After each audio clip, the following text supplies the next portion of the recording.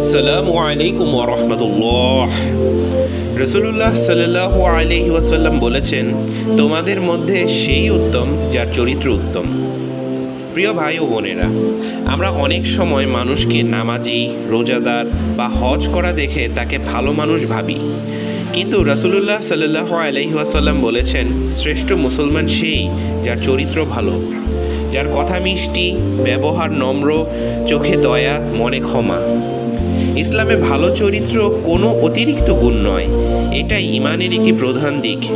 রাসূলুল্লাহ সাল্লাল্লাহু আলাইহি ওয়াসাল্লাম নিজেই ছিলেন সর্বোচ্চ চারিত্রিক গুণের অধিকারী।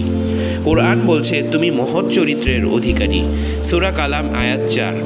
তাই আসুন আমরা প্রতিদিন চরিত্র গঠনের চেষ্টা করি, কাউকে কষ্ট না দিই, গীবত থেকে বিরত থাকি, মিথ্যা ত্যাগ করি, আর আল্লাহ ও মানুষ উভয়ের কাছে ভালো হয়ে উঠি। ভালো চরিত্রই একজন মুসলমানের আসল সৌন্দর্য। আল্লাহ আমাদের উত্তম চরিত্রে ভূষিত করুন, আমিন।